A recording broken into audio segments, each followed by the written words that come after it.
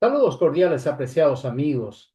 Seguimos en la serie con el objetivo de conocer los atributos que transformaron a Jesús el Galileo en una entidad divina inigualable. Cada estudio sobre las raíces del cristianismo es presentado con una exégesis neutra e independiente, fuera de toda confesión religiosa y libre de cualquier dogma. Antes de avanzar, debo señalar que, según los evangelios sinópticos, Jesús el Galileo fue un judío idealista que pretendía liberar a su pueblo del yugo romano, pero fue capturado y ejecutado por el delito de sedición. Después de su muerte, sus seguidores le otorgaron muchos atributos divinos, y en este estudio veremos que Jesús fue presentado como el demiurgo del gnosticismo.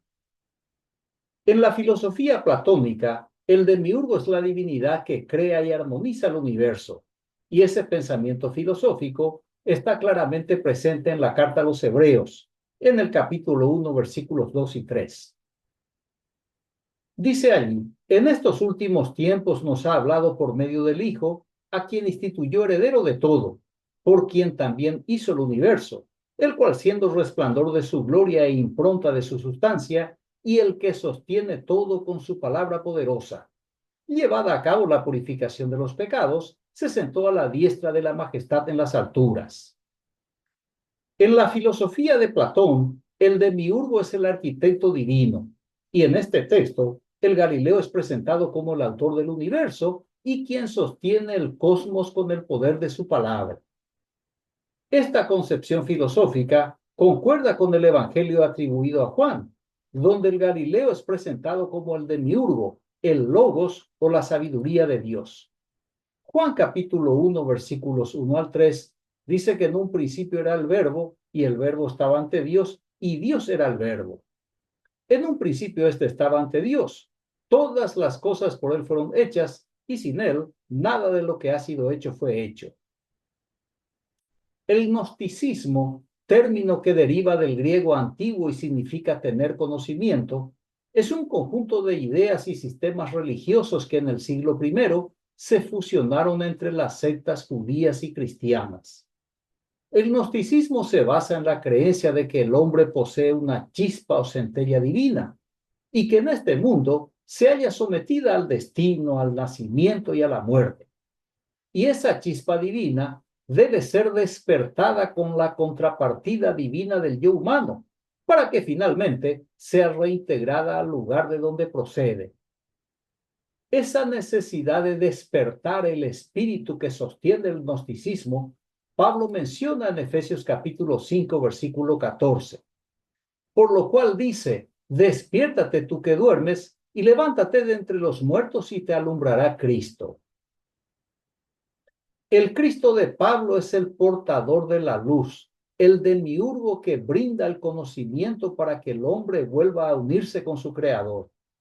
A tal efecto, cada individuo debe de desear la luz del Cristo de Pablo, el demiurgo del gnosticismo. Y esa luz es la doctrina de Pablo. Muy bien, los gnósticos priorizaban el conocimiento espiritual por encima de todo, por encima de las enseñanzas y tradiciones y por encima de la autoridad de las instituciones religiosas.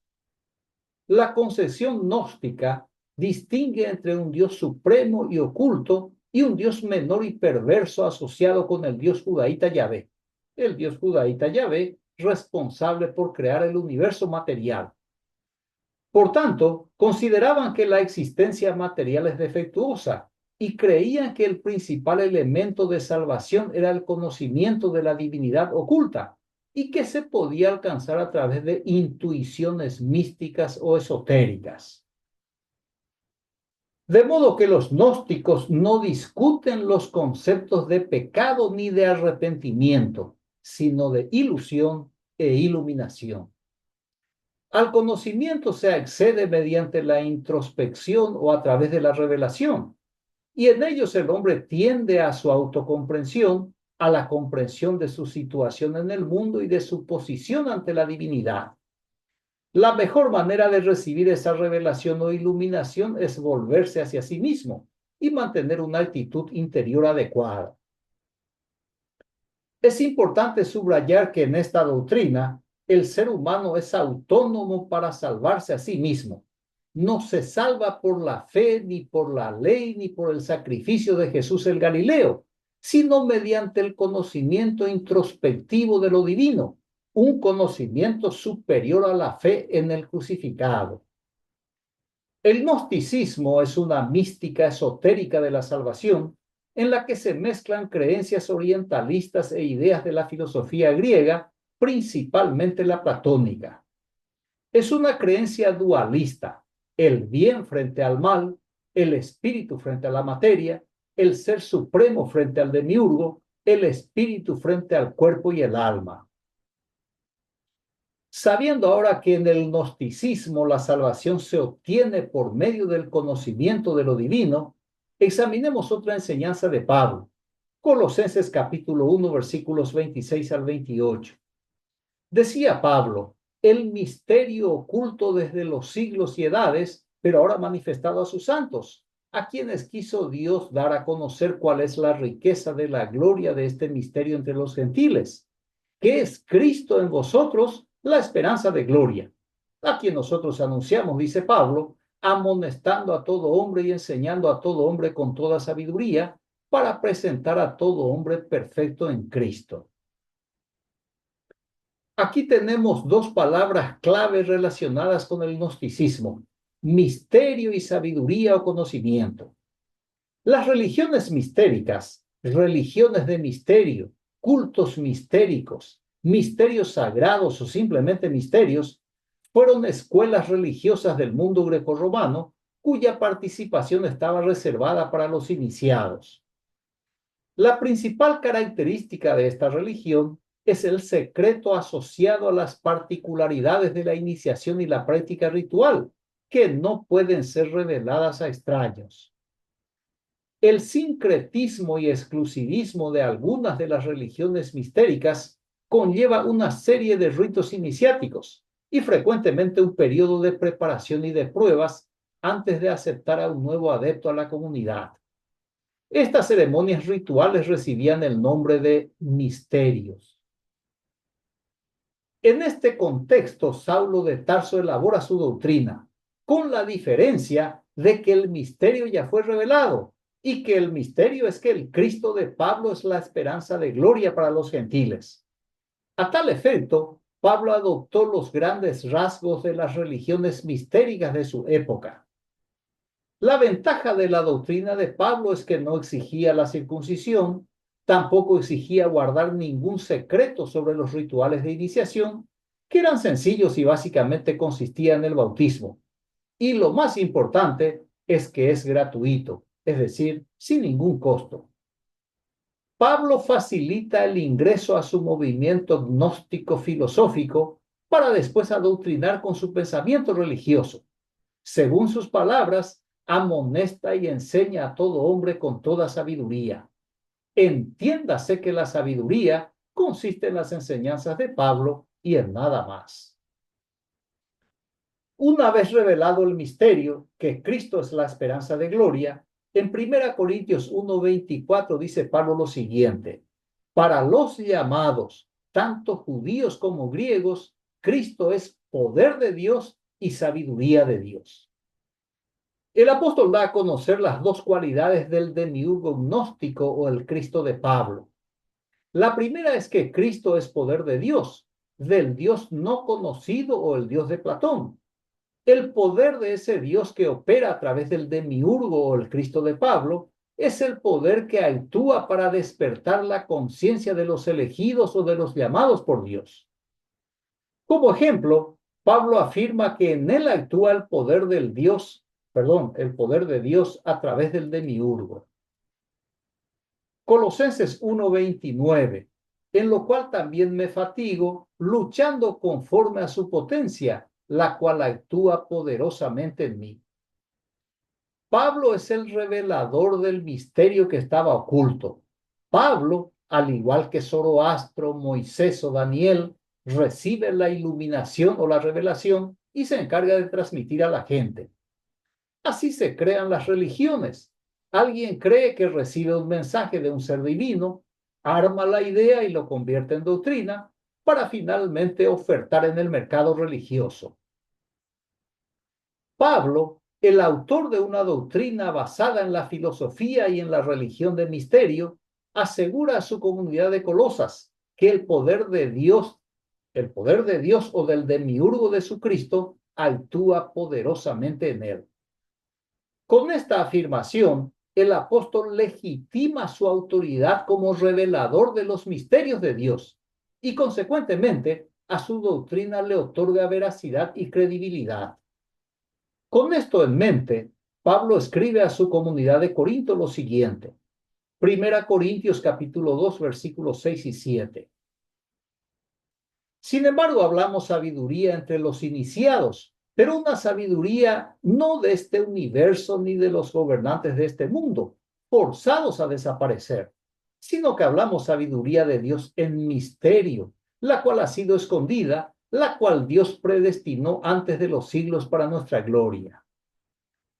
Los iniciados son los llamados o elegidos por Dios para recibir la iluminación del Cristo o de Miurgo, a través de Pablo, el iluminado o el Buda de los cristianos.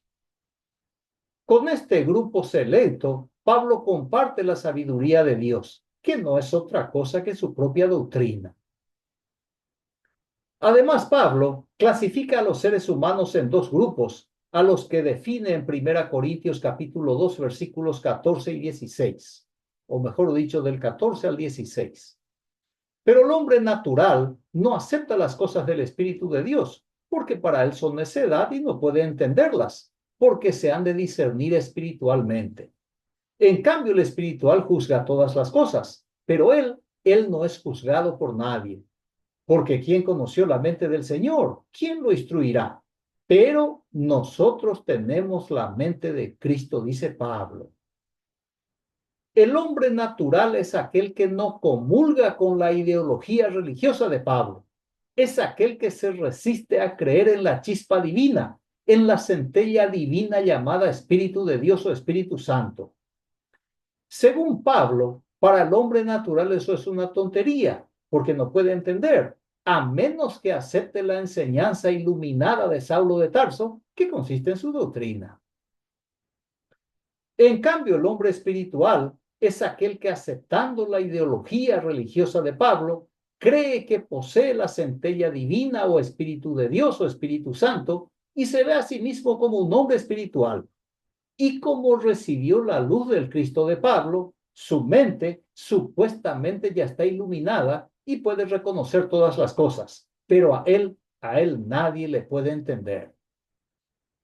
Pablo presenta al hombre espiritual como un superdotado, alguien que posee la mente de su Cristo o del demiurgo del gnosticismo y que por eso no necesita ser instruido. Sin embargo, esto es otra falacia de Pablo, porque a los mismos corintios les había escrito diciendo que amonestaba y enseñaba a todo hombre con toda sabiduría. Si tienen la mente de Cristo o del demiurgo y se jactan diciendo que nadie les puede instruir, entonces, ¿por qué Pablo les enseña y amonesta? Pablo es un hipócrita, es un mentiroso compulsivo y hábil manipulador. A pesar del carácter vergonzoso de San Pablo, sigamos examinando su doctrina basada en el conocimiento del gnosticismo. Segunda Corintios capítulo 10, versículos 4 y 5, decía Pablo, no, las armas de nuestro combate no son carnales, antes bien para la causa de Dios son capaces de arrasar fortalezas. Deshacemos sofismas y cualquier baluarte levantado contra el conocimiento de Dios y reducimos a cautiverio todo entendimiento sometiéndolo a Cristo. El hombre espiritual, el que cree que tiene la chispa divina o el Espíritu de Dios o el Espíritu Santo, enfrenta una batalla constante con sus propias ideas, una batalla mental en la que debe eliminar todo pensamiento que se oponga a la doctrina de Pablo.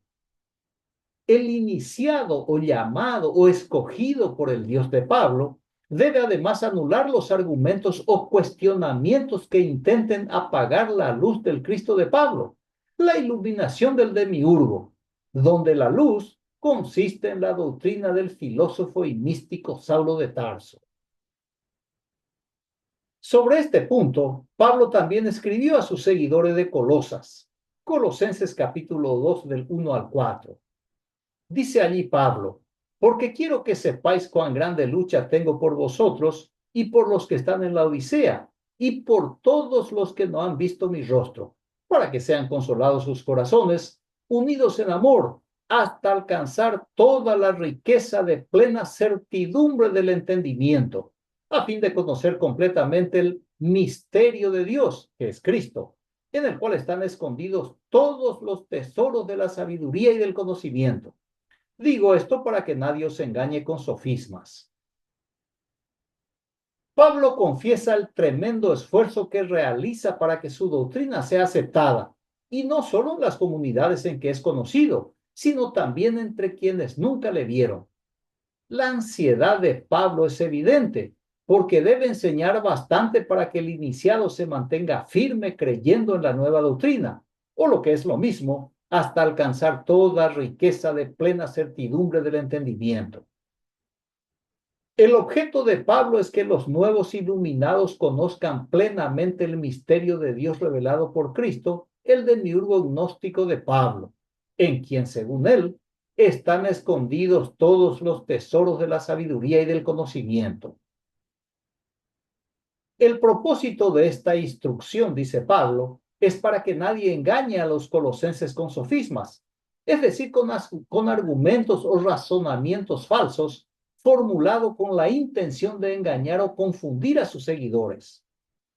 Para Pablo, los sofismas son palabras persuasivas o seductoras o capciosas, y la suya es la iluminada, es la revelada, es la verdadera. Finalmente, y a la luz de lo expuesto, recordemos la afirmación que hace Pablo en su carta a los Gálatas, en el primer capítulo, en los versículos 11 y 12. Decía allí Pablo, les hago saber, hermanos, que el evangelio anunciado por mí no es de orden humano, pues yo no lo recibí ni aprendí de hombre alguno, sino por revelación de Jesucristo. Pablo es el autor de una doctrina basada en filosofías y religiones de misterios, pero a sus seguidores de Galacia les mintió sobre la fuente de su doctrina, asegurándoles que su evangelio no es de origen humano, sino divino, y que no fueron los apóstoles del Galileo quienes le transmitieron, sino que Jesús el Cristo les reveló en secreto personalmente. Pero los textos escritos por Pablo que hemos examinado comprueban indudablemente que su evangelio es de orden humano, una combinación del pensamiento filosófico de Platón con las ideas del gnosticismo. Muy bien, concluyo la exposición con la observación del dramaturgo estadounidense Arthur Miller. La manzana no puede ser vuelta a poner de nuevo en el árbol del conocimiento. Una vez que empezamos a ver, estamos condenados y enfrentados a buscar la fuerza para ver más, no menos. Agradezco su amable atención. Reciba un fraterno abrazo y hasta el próximo estudio. Gracias.